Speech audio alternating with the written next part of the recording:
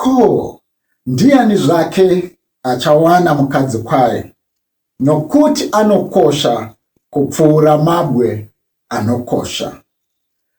Wana wake wanosimuka wachiti mai makakomborerwa, nomurume wakewo anomurumbidza achiti wakadzi wazhinji vanoita zvinhu zvakanaka kwazvo, asi iwe unowakunda wose.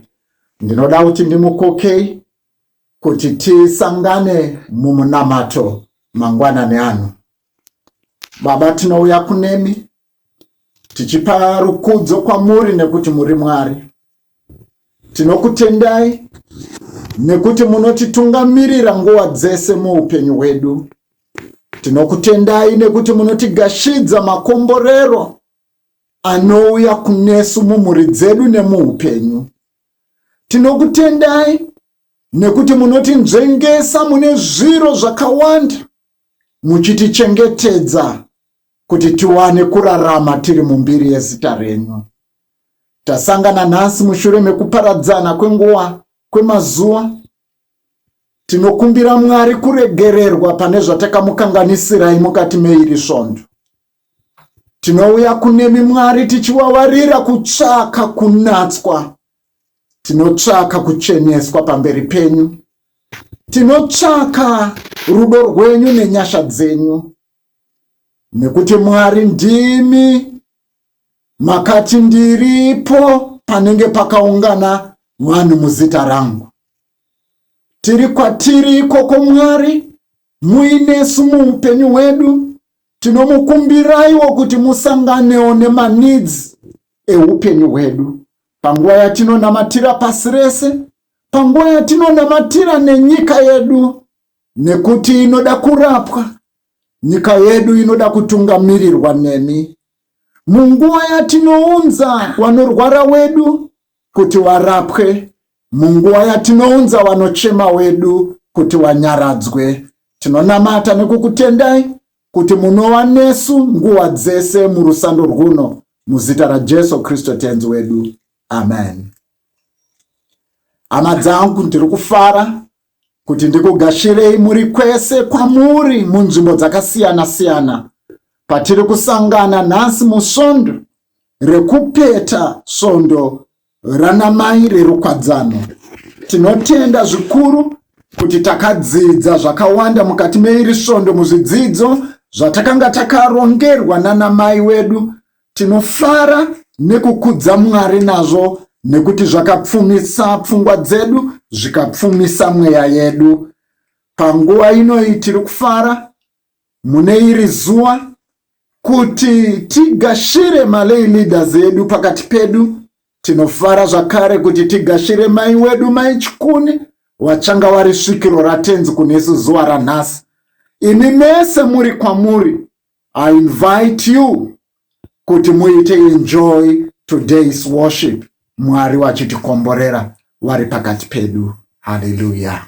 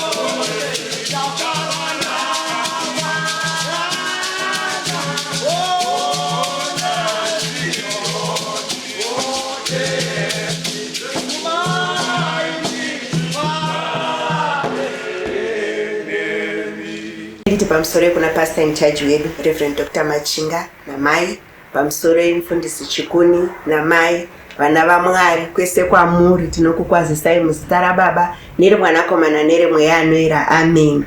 Tinokugamuchirai zvakazara muworship service yezuva ranhasi, zuva riri RRW Sunday ratiri kutungamirirwa nana mai. Tine zviziviso zvatiinazvo, matambudziko. Tine urombo kuzivisa kuti Winnie Zvomuya akashaya musi wa7 June last week Sunday, akachengetwa musi wechipiri kuWarren Hills muHarare muno. Tirambe tichitondera mbuya nasekuru Zvomuya mukati menguva yakadai. Tinonamata Mwari wekudenga vavanyaradze zvakazara. Matendo. Toda kutenda RRW kutirongera RRW wiki yavo yakafamba zvakanaka. Tanga tine mapresenters pakati pesvondo vanga vari kuuya vachitidzidzisa matopics akasiyana siyana. Toda kutenda mapresenters akatidzidzisa. Toda kutenda zvakare vanga vachiteerera vachifollowa zvanga zviri kuitika. Tinoda kuti Mwari vatibatsire pane zvatakadzidza tigozvishandisa mukati meupenyu hwedu. Tinoenderera mberi nezvimwe zviziviso. Musi weThursday takanga tine council. Thursday yatabuda ita tine council. Toda kutenda ma-council members akaatenda. Toda kutenda zvakare nema-reports akanga ari kuuya. Tinokumbirisa zvakanyanya ma-committees pane ma-reports akanzi apa ngatigadzirisei apo tiri mukati mekugadzirira church conference report yedu. Saka tiri kukurudzira ma-committees ese, ma-CM committees, ngatigadzirise zvinoda kuti zvigadziriswe tigonekwa tichizvitumira kuitira kuti tigare taane church conference report yedu yakazara. Tinoda kutenda Mwari kuti seCranborne tiri kuramba tichipfuurira mberi mune zvinhu zvakawanda. Toda kutenda kuti taane online Cranborne UMC TV yedu. Takanga tiri kuzonzwa pastor in charge wedu Reverend Dr. Machinga vari kutitaurira kuti ichange ichizovako. Tichatanga kuilonja musi wa1 July. Tiri kukurudzira tsese kuti ngatiendei paFacebook page pe online TV yedu, tiite like the page kuti kuti panozosvika musi wa1 July panezenge pakutanga kuuya maprograms, isusu tinenge tatowapo tokwanisa kuzoita follow zvinenge zviri kuitika ipapo. Tinenge tichizokwanisa kubroadcasta 3 days in a week. Tinenge tichita ma2 hours. Saka ngatiendei tinoita like page iyoyo, titange kuita follow tichiona kuti zvinhu zvedu zviri kufamba sei. Tisu vanhu vacho tiri kukurudzirana kuti ngati chatabata tikanga takuenderera mberi ngatifambirei pamwe chete. Zviziso zvedu zvinoperera pano muzita raBaba nereMwanakomana neremweya anoyera. Amen. Tiri kufara mukati mezuva ranhasi, zuva ranamai RRW Sunday. Vanamai ndio vari kutitungamira. Tinofara mutauri wedu ari pakati pedu, mai fundisi Chikuni. Tiri kufara mama kuti mune soko ramatumwa naro naMwari kunesu. Nguva ino yese toda kuitendeudzera kwamuri kuti mugotipa sekutumwa kwamaita. Muzita raBaba nereMwanakomana neremweya anoyera. Amen. Mubati wechigaro mai Reverend Dr. Machinga, pamusoro wafundisi Reverend Dr. Machinga, Reverend Chikuni, Pastor Chikwepe, magosa edu mai Mapenza Uswa nemhuri, baba Makutuya nemhuri. Regai nditi ndiri kufara zvakanyanya. Ruwadzana ndinokukwazisai muzita raMambo Jesu Kristu. Haleluya. Wabvuwi, vakomana nevasikana, ndinoda kutenda Mwari mukati memangwanani ano kupiwa mukana wekurumbidza zita rawo, nyama nemweya zvichiri pamwe chete, kupiwa mukana wekutaura kuwana waMwari mushure mekunga tiri muvhiki reruwadzana. Ndinoti pamusoro paRRW Executive yeCranborne Circuit, ruwadzano rwose patiri kufara kuti muvhiki rose tanga tine RRW week yatanga tinayo, patakava nenguva yakanaka tichidzidza zvikuse, patakava nematopics akatisimudzira pamusoro-soro. Zvakutenda Mwari kuti wakatiita zvakanaka. Kubva musi weMande patakadzidziswa nezvemamarriage bills namai Mahenga, tikadzidza zvakanyanya kubudikidza nezve100 machapters acho nezvinotaurwa pamusoro pemabhiuzi iwawo nemamwe maunions anga arimo, amamarriage unions. Tikasvika zvakare mukati meWednesday takava nenguva yakanaka zvakanyanya patakadzidziswa as parents how to raise our children munguva ine mu21st century ineyi, mararamiro kana marerero atogona kuita vana vedu munguva yazara technology, munguva yazara zvakasiyana siyana. Takadzidza zvakawanda. Zvakutenda my reverend Dr. Mashita Machinga. Zvakare musi wechishanu takava nenguva yakanaka chaizvo pandikutenda amai Shenje nekutidzidzisa how to stay in God's presence during this pandemic. Sure, takadzidziswa kuti tofanira kurarama mushoko. We have to meditate upon the word. Munguva dzose kungorarama mushoko raMwari, kuziva kuti Jehovha varipo, Jesu Kristu varipo pakutimiririra, pakutirwira isa vakamfota. Zvakutenda zvakare makatiita zvakanaka. Nhasi muzuwana nhasi musi weSondo kurumbidza zita rawo inini kwapuwa mukana wekuti ndingotaure mazwi mashoma ekungotenda Mwari tisina kuzvironga. Patakaronga isusu kutanga kwegore taitaura kuti tichazoti toita all day revival yedu seuruwadzano, tichazoti vaparidzi zotsvaga vaparidzi, tichazvose zvataironga. Asi andozoti kuti kuronga tingaronga, asi munhu mumwe chete anoda kuti zvibudire ndiJehovha. Haleluya. Takutenda Mwari kuti achipuwa mukana uyu tiri munguva yakaoma tisingazvisi tichapera sei, asi waupuwa mumwe mukana seruwadzano kuti timbovashumirawo, timbovaparidzirawo tiri panzvimbo ino.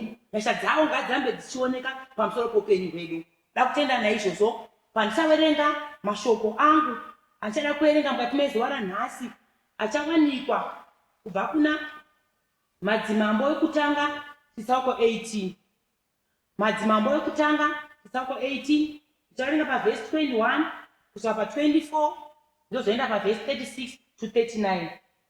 Madzimambo ekutanga chitsauko 18 verses 21 to 24 and 36 to 39.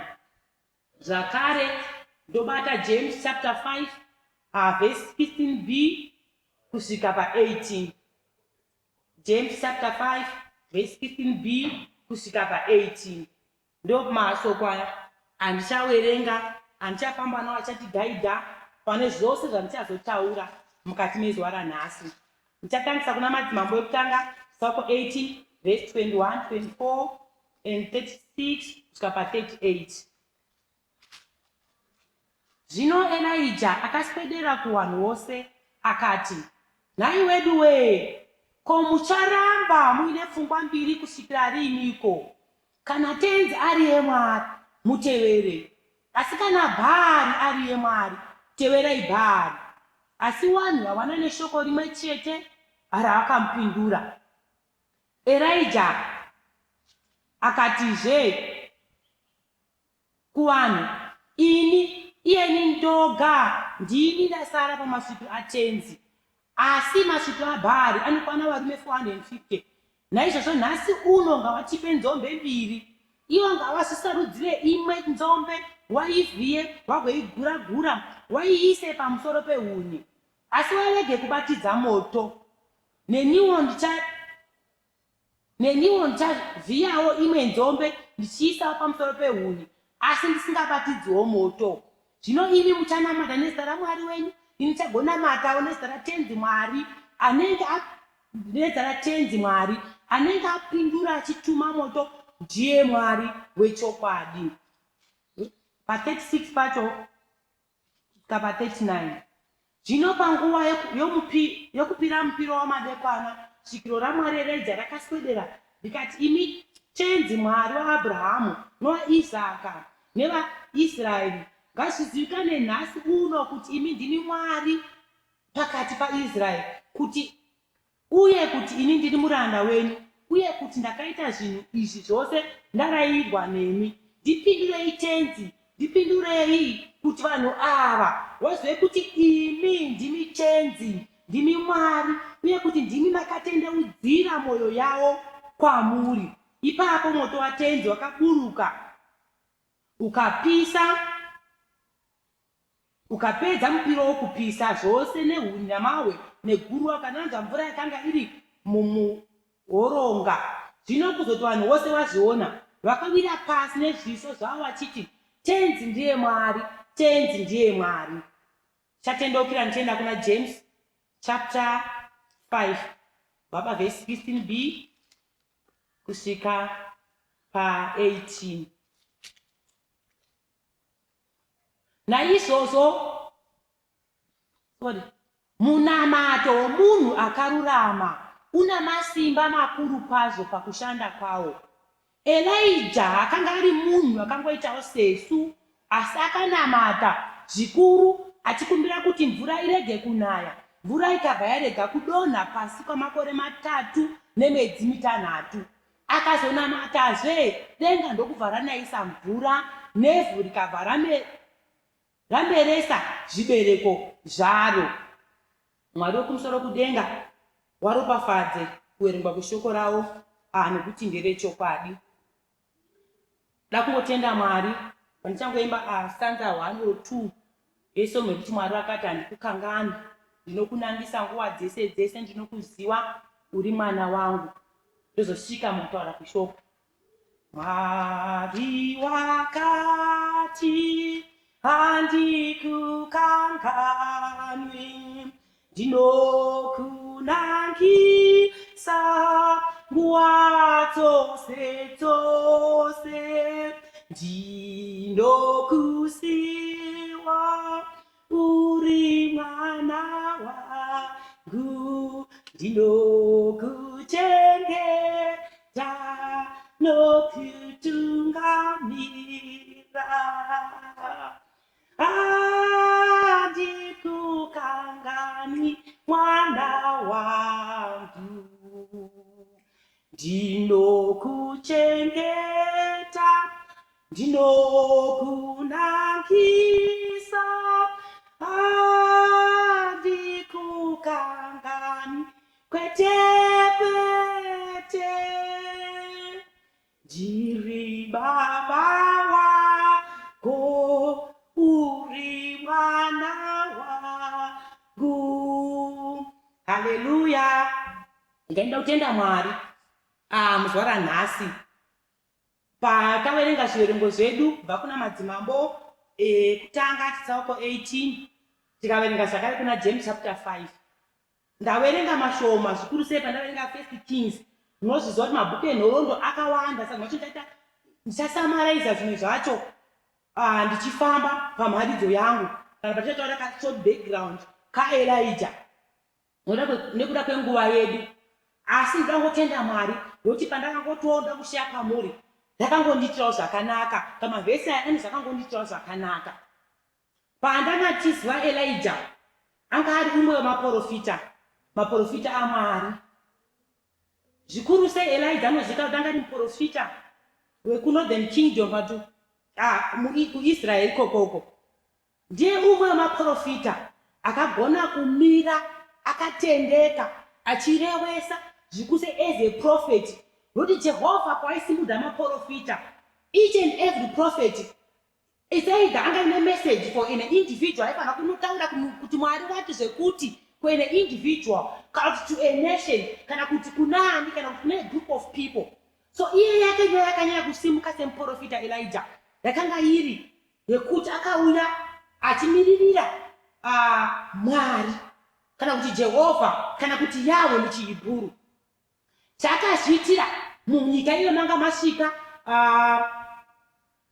vamwe vaMwari vakaintroducedwa naJezebhero mudzimai waAhabhu mambo weIsraeri.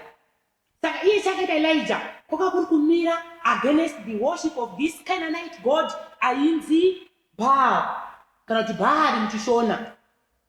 He was there to defend the worship of this he was there to defend the worship of the Hebrew god over that of the Canaanite deity or the Canaanite god.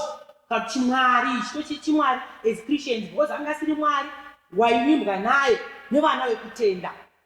Saka mwana kuti mukuita zvese izvo zvanisapupisa, mukuita zvese izvozvo izvo Elijah akasangana nezvakawanda nokuti maprofita mamwe avo aimirirawo wakapera kuurawa. Elijah akatiza, Elijah akaita zvose zvaigona kuita. Pamwe pacho nepatozoti aizofamba achienda, pamwe pacho achimbopuhwa zvekudya nechirikadzi yeZerafati, achizomboita mamiracles aaita ekumutsa kunyange nemwana wechirikadzi, achingoedza simba raMwari ranga riri maari.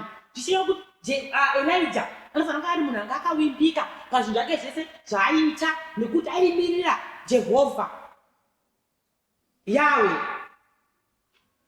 Chakazoitika manje ndichamhanya pandazoverenga apa Jehovha Elijah anoita nekutiza aita zvese ndopakasaura kuti aiwa ati gandiende ndinosangana Ahabhu. Akasangana nemunhu imwe esevha nainzi Obhedhia akati ari penoudza mambo wako kuti auye tisangane. Zvikanzi madarireiko ko munobva maurayiwa ndokuti ndaurayisa muprofita. Zvikanzi aiwa ngauye tisangane. Ndopakaenda paya vakaudza mambo kuti chidaidzai vanhu venyu vose, maprofita enyu aBhaari vadaidzei wese, indonga vakawanda 450 prophets dzaBhaari dzaAshera wese, kanzi vadaidze muvaunganidze. Vadaidze vakaunganidzwa, ndipo paya patozonzwa vaungana vese nevamwe maIsraelites, ndipo vakataurwa naElijah. Kanzi nhai vanhu wedu kusvikira riniko muine mifungo miviri? Kana Jehovha ari tenzi munamatei, kana Bhaari ari Mwari muteverei. Ndipo vakabva tikaona kuti ana tenzi wechokwadi ndoupi, ngatiteka zvekusacrifica mabhuu papari pamwandi kamwe ipapapo, kana ngatitei kupira mipiro. Mwari achapindura nomoto, ndiye Mwari wechokwadi. Zvose zvakaitwa vakatora manzombe mbiri yake Elijah yake vaimba naBhaari yake zvikaitwa saizvozvo. Vaitwa saizvozvo Elijah ndopatonzwa kuti vakatanga handida kupaverenga bhati paripo, vakatanga ndo vainamata paBhaari, vakaitawo ota yavo, vakaisa matombo avo, vakaisa zvose zvavakaisa ipapapo, vakaisa bhuru ravo vachida kuriita kuti moto uburuke. Vakaita zuva rese, vakapedza zuva rese, asi akaita ndechekuti hapana mhinduro yavakawana. Zvichirevei kuti vati Mwari wavo angasive chokwadi sekuvirana kwavanga vaita, hapana zvakaitika. Kamu Elijah vaita the same, iye akatora altari yake akapira kuna Mwari, akaenda zvese akaisa nzombe yake, akaisa huni, iye akabva ati kuti mwese zoti wangu ndewechokwadi, ndigainetse kuisa nemvura ndigodira matrenji, ndigoita zvese, akatora madhiramu akadira mvura, obva angotaura kuti Mwari waIsraeri akangonamata munamwari kuti Mwari waAbhurahamu, Mwari waIsaka, Mwari waJakobho, ndinoda mhinduro ndipindurei. Mwari akapindura nemoto, moto ukapisa zvese, ukananzva nemvura yose, matrenji ese anga akadikwa mvura, kuratidza kuti Jehovha wakapindura Elijah. Zvichireva zvakare Elijah aiimba nemunhu aiziva kuti ndikamudaidza anopindura. Ndakutaura mukusamaraiza, patazoenda kuna James ndipo panobva pataurwa kunzi munabato wemunhu akarurama une simba pakubata kwawo, Mwari anounzwa. Elijah was a man with a nature like us, like ours, and he prayed earnestly Mwari kuti kusanaye for 3.5 years.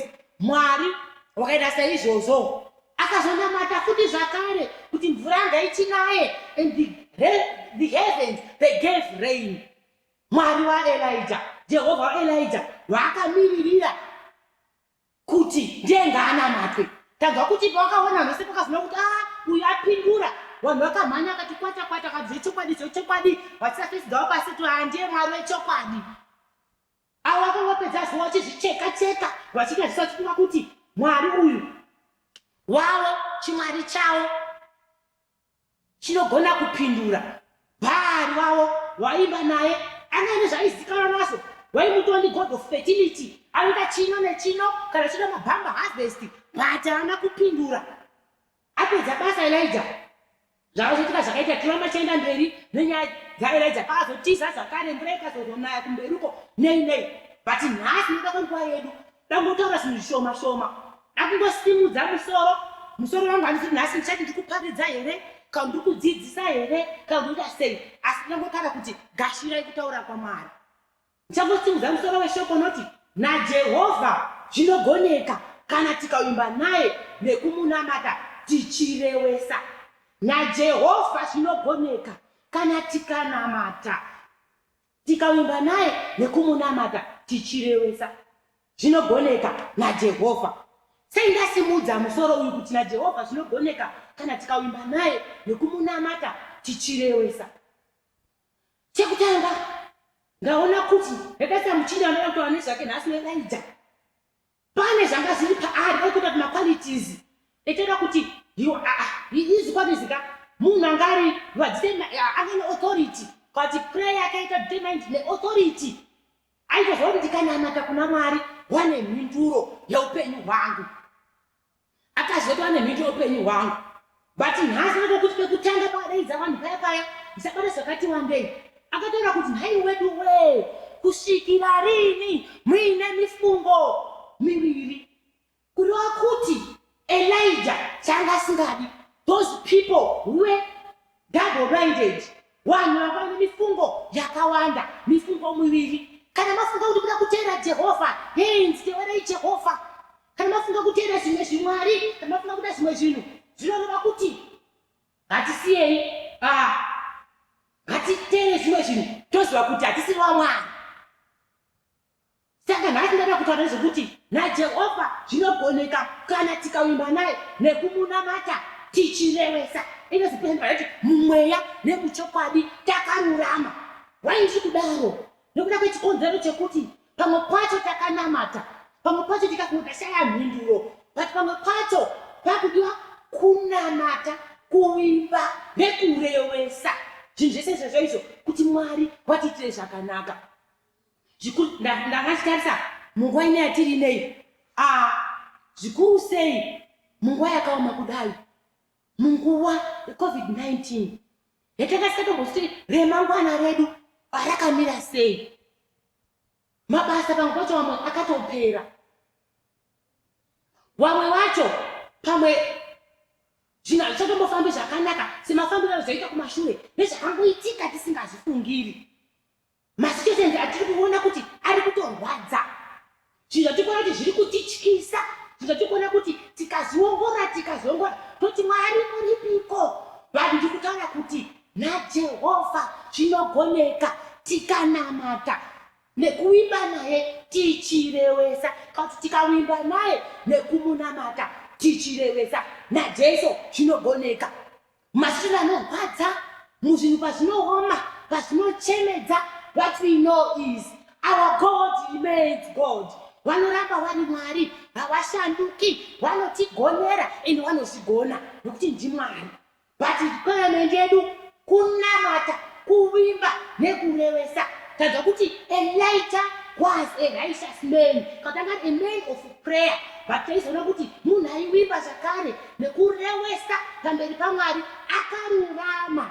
Yes, kururama. Ndipo pakabata ipapapo. Pamwe pese tingoti Mwari wedu hawazotinzwi, wasidai. But panewo a requirement kudiwa naMwari yekururamawo, because maKristo tinofanira kuva vakarurama. Kuti patinozonamata taura kuti Jehovha pindurai, Jehovha pindurai, vanopindura. Kana kuti pamwe pese kupinda kwakaita vakapindura nemoto, pazvinongodiwa chete takarurama. Holiness and righteousness is a requirement muKristo. Mwari havadi double-minded Christians. Double-minded Christians. This is the reason why Elijah akasvika pakuti imi one way, why do way, kuita zvekutogomerera vanhu kuti why do way, kusvikira riniko hama dzangu, kusvikira riniko muine mifungo yakawanda. Saka ndikuti chini patiri kunamata kuti naJehovha zvinogoneka tikati vimba naye nekumunamata tichirewesa, zvinoda chete tarewesawo pamberi pechigaro, tawa vatsvene pamberi pechigaro. Holiness is a requirement nodiwa muupenyu hwechiKristo kuti Mwari vatirangarire.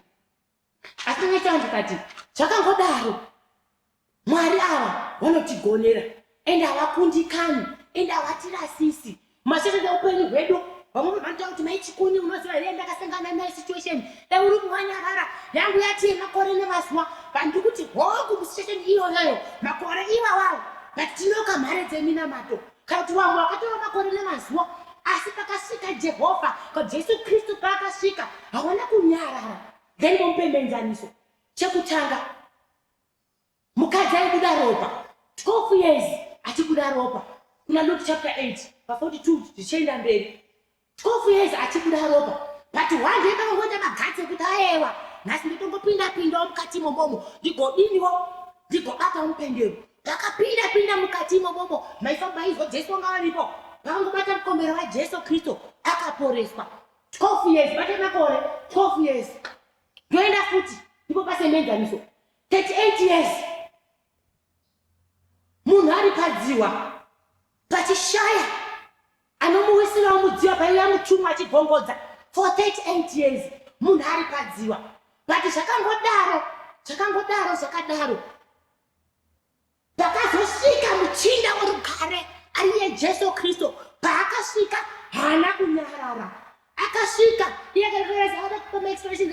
but pakasvika Jehovha uyu aka 48 days izvo zvakakanganikwa sekurota hope akatonga atova munhu watorapika but makore sandikutanga kuti vamwe vanoti kuti mustation yaidirawizi yes garisangani 38 years dzakaisangana nemunhu akangogarawo vamwe achiona vamwe vachitiwa zvakanaka vachiona vamwe vachipora but yake nyaya yanga isati yatongwa but payakazotongwawo pakazosvikawo saka da kuti kudini ndakuti ngatirambe tichiwimba naJehovha nokuti naJehovha zvinogoneka tikawimba naye nekumunamata tichirevesa pamwe nofuti makore angu awanda ndakupa reference 38 years 12 years but paanenge asvika Jehovha hawanyarari pavanenge vasvika muchinda worugare anoshandura masituation is a situation changer ekuri kumupazita but pamwe pacho ngatizive kuti at his appointed time ane nguva yake akatigadzira at his appointed time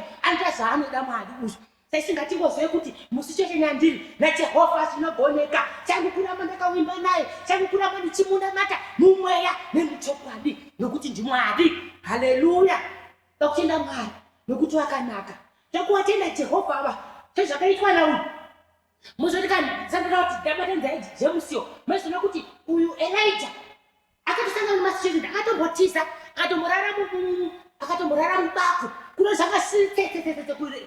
zvangasiri zvakaringana vatakuirwa pane vanhu vainamata vakatendeka vakawimbika asi hanzi akangofananawo nesu but is now being kuwerengwa pane vanhu vakatsungirira vakanamata vakawimba naJehovha Mwari achivapindura paisi pano chinhu chingachiitike chaitika because Mwari waimba naye iye wacho wakamumirira kuti anga akatendeka uye aimba naJehovha nekumunamata mumweya nemuchokwadi.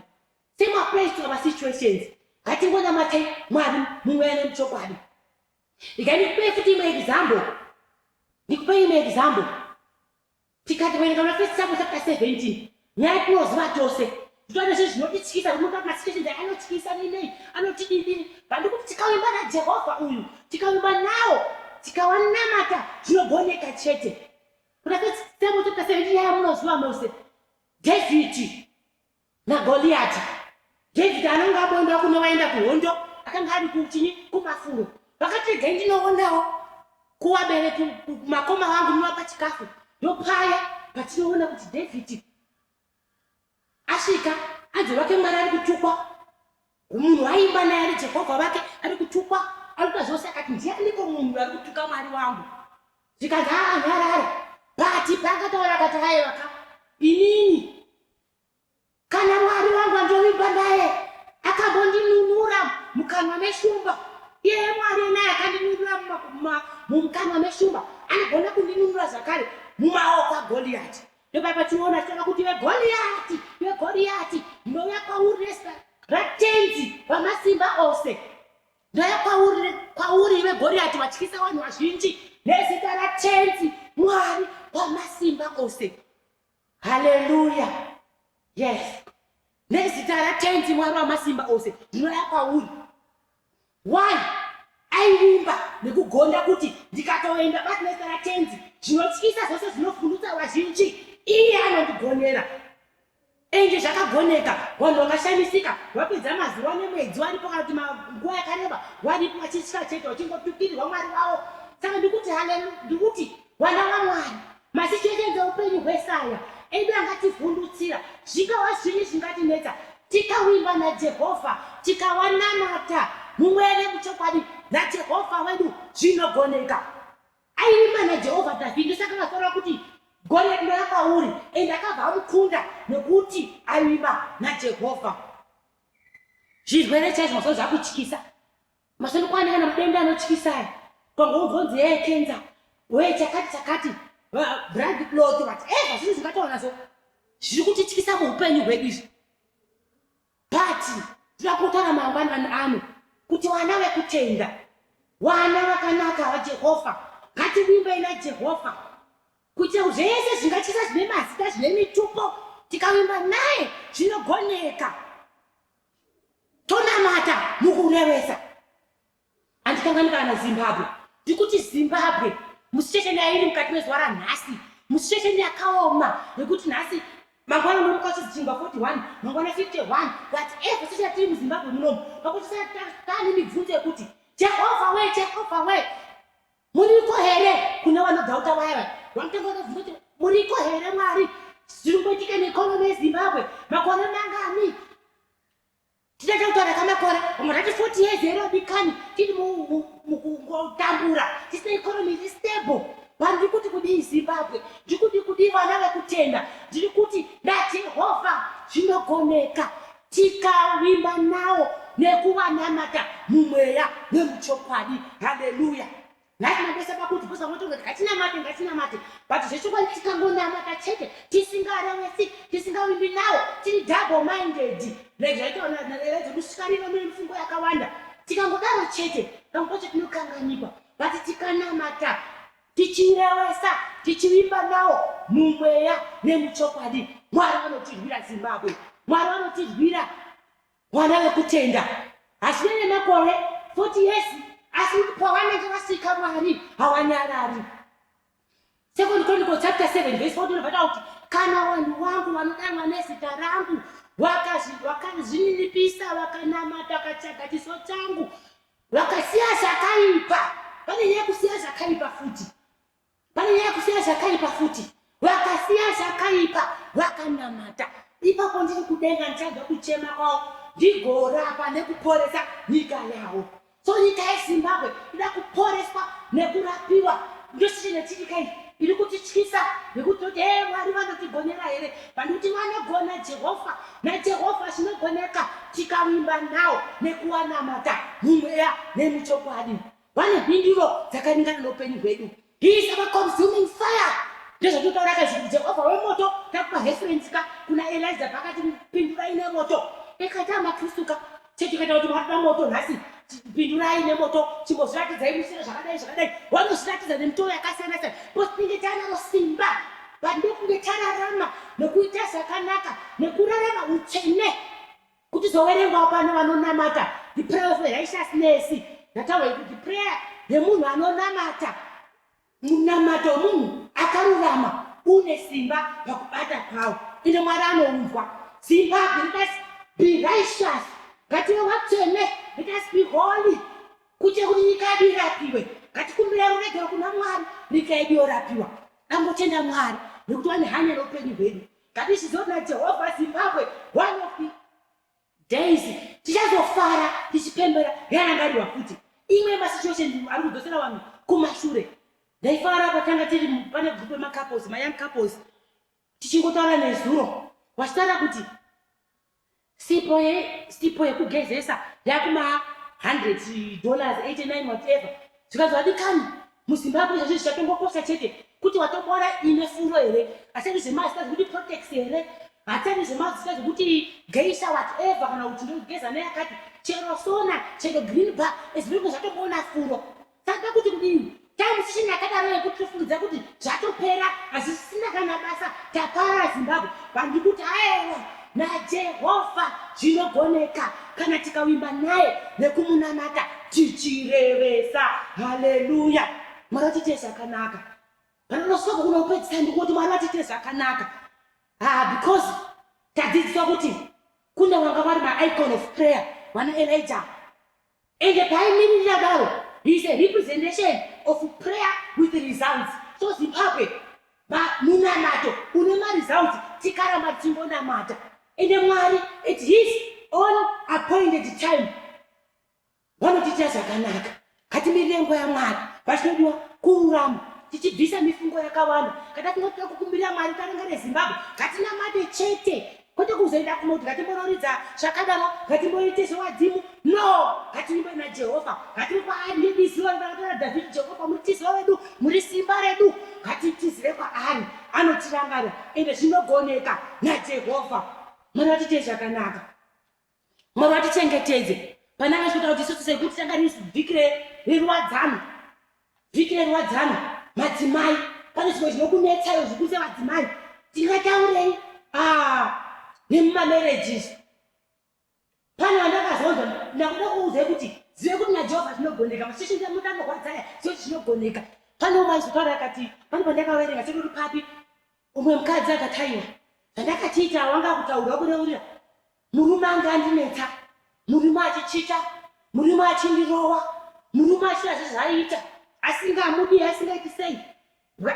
Iye baafunga dzimwe pfungwa, akati pamwe ndakambonamata bara ndifuna mhindo ndodini. Hanzi akati ndiende kun'anga. Akaenda kun'anga, asvika kun'anga bvaudzwa kunzi unozodai unosvika unobva wazogeza murume ugodidini. Asvika bvaazviita ezvanga kutemba akati Mwari woye, apiwa mushonga ndiye akafunga kuti ndikoti ndimugone kuti murume asachite, ndikoti ndimugone kuti murume asandirowe, ndikoti ndimugone kuti murume andipe mari, whatever. Bati chakazoitika, hanzi murume akabva atazungairwa. Pese paari aringoteerwa nemurume, ada kuti ndakwenda kudai, murume apasaidhi. Akatizira kun'anga. Tiri kutizira kuna Jehovha, kunamata kuna Jehovha, nokuti ndiye chete ane mhinduro dzedu. Tikawimba naye tichimunamata mukurevesa naJesu zvinogoneka, naJehovha wedu zvinogoneka. Mwari vatite zvakanaka, ngatiimbe nawo. Saka ino vaizoimboti hawatirasisi Jehovha, hawatirasisi Jehovha in every stage of our life. Mwari havatirasise, vanoramba vari Mwari, vanovimba, vanomira nesu. So don't be double-minded.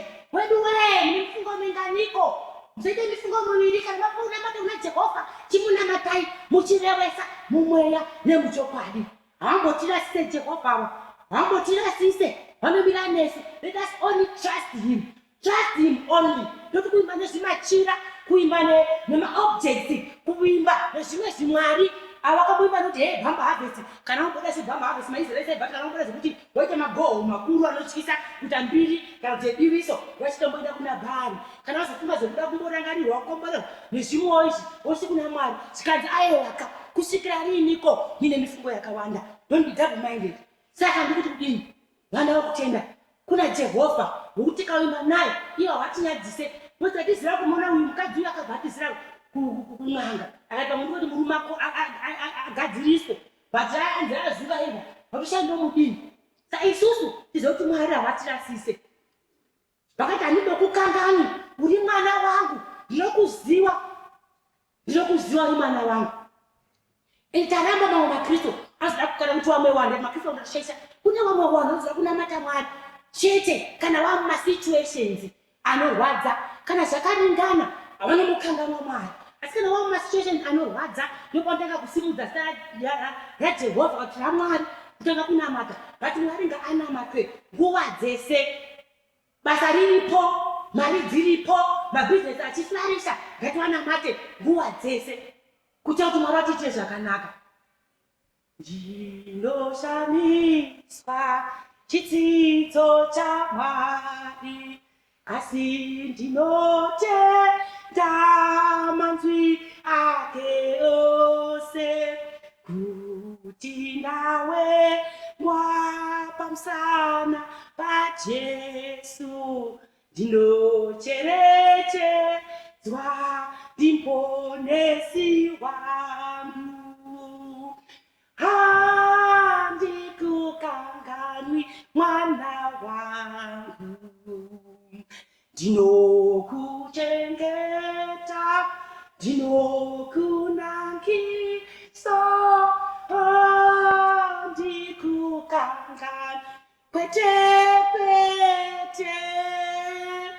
ndiri baba wako, uri mwana wangu.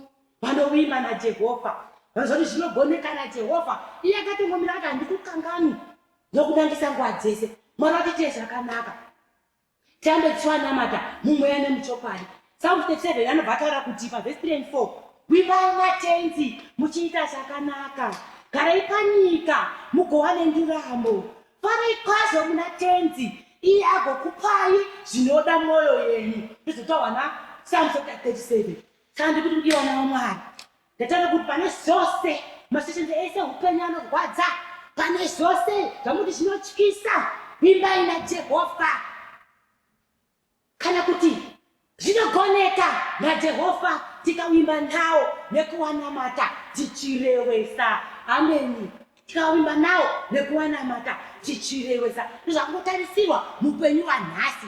Mupenyu hwanhasi kuwimba naJehovha tichirewesa. Hatisave vanhu vari double minded, vane mifungo yakawanda kana mifungo muviri. Wimbai naJehovha chete. Musatizire kumwe kumwe. Wimbai naJehovha nekumunamata. Naye Jehovha zvinogoneka, naye Jehovha zvinogoneka. Muzita raBaba, reMwanakomana nereMweya Anoera.